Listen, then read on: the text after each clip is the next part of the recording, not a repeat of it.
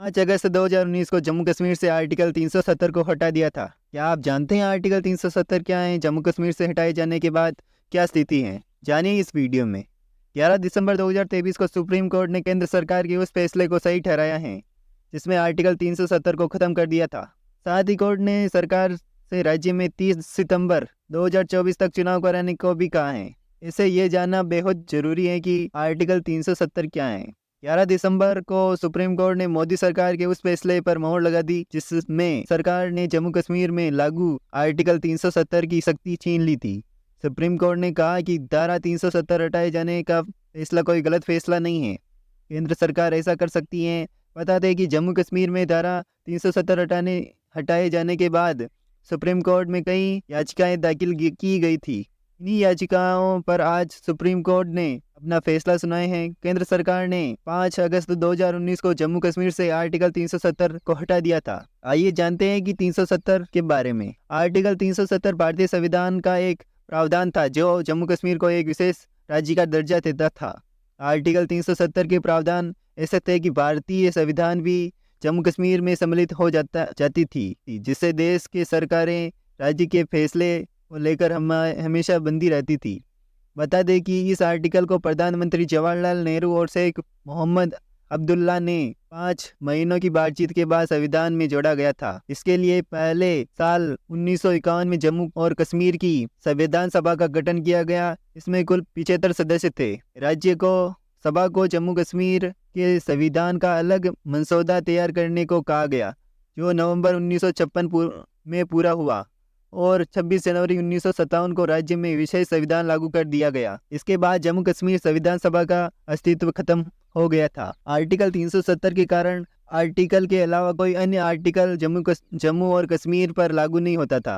Article 370 के कारण जम्मू कश्मीर का अपना एक अलग संविधान था। इसी विशेष दर्जे के कारण जम्मू कश्मीर राज्य पर संविधान का अनुच्छेद 356 लागू नहीं होता था।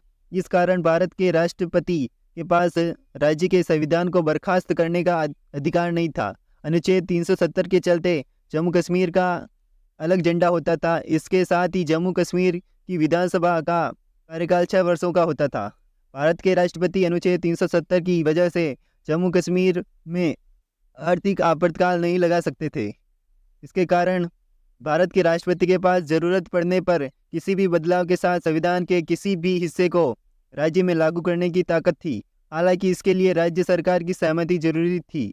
इसमें भी यह कहा गया था कि भारतीय संविधान के पास केवल विदेशी मामलों, रक्षा और संचार के संबंध में राज्य में कानून बनाने की शक्ति है। साथ ही इस आर्टिकल में इस बात की भी शक्ति थी कि इसमें केवल संशोधन किया जा सकता है। साथ ही यह कहा गया था कि राष्ट्रपति जम्मू कश्मीर की संविधान सभा की सहमति से ही संशोधन कर सकते हैं।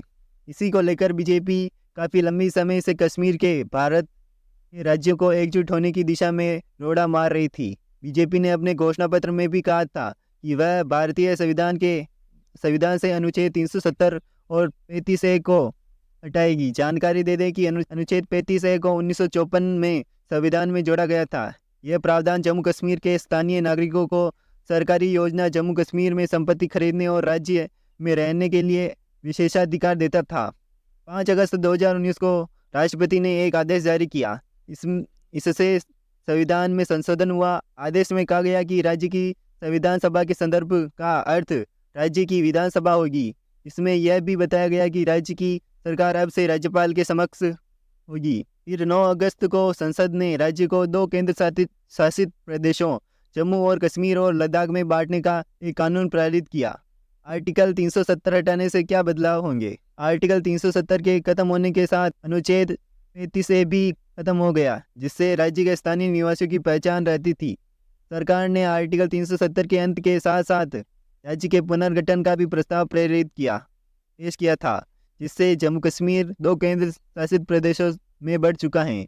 एक का नाम जम्मू कश्मीर, दूसरे का लद्दाख।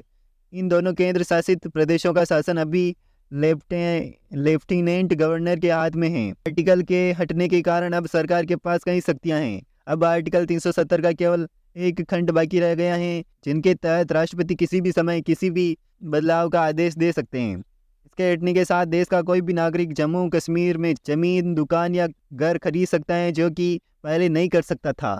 आर्टिकल 370 हटने के साथ जम्मू कश्मीर की लड़कियां देश के किसी भी कोने के लड़के से विवाह कर सकती हैं और जम्मू कश्मीर से संबंध खत्म कर सकती हैं।